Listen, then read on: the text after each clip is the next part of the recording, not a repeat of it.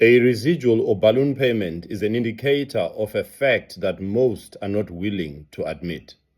The reality is that if you are considering a balloon payment or a residual, then it simply means one thing. That car is out of your price range. You are buying above your price range. Now, is residual a bad thing? The answer is no.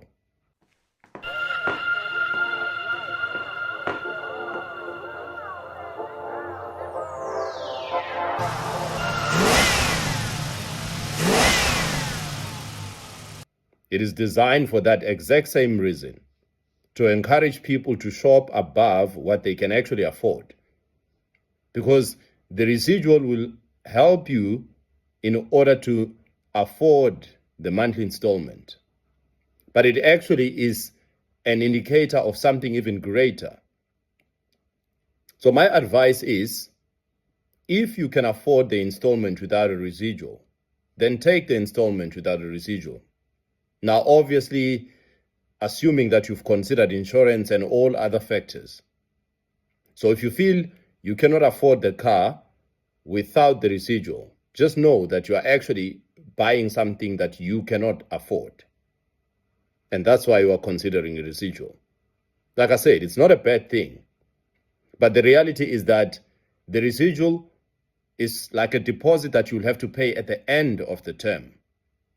So why put yourself through such?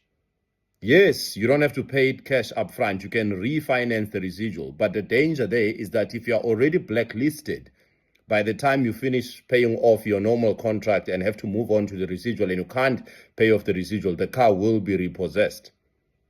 Now, you can obviously settle with cash, but imagine a 40% residual on a 400,000 rands car. It's a lot of money. So the residual simply indicates that you can't afford that car.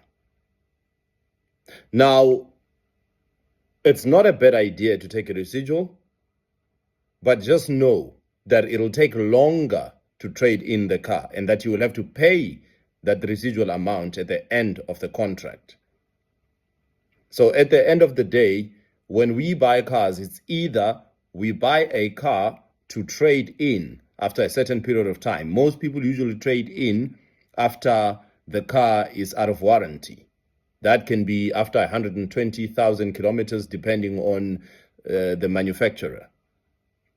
Now, most people take between 3 and 4 years to get to 120,000 kilometers. That's probably with average driving.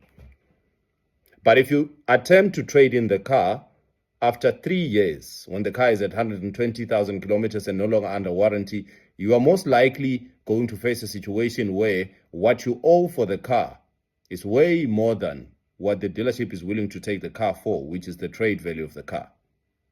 And why is that? Because of the residual amount. You might have to give it another year before you can break even. So it delays the time at which you can trade in the car. And also, if you intend on keeping the car, you will have to settle that balloon amount at the end of the 6-year term or whatever term you've taken. I know some banks have introduced now an option to finance for up to 96 months without a balloon. Now, 96 months is what? 8 years. So it still is the same thing, but it is actually better than a residual because at the end of the term, you get to keep the car. You won't have to refinance anything in case you get blacklisted.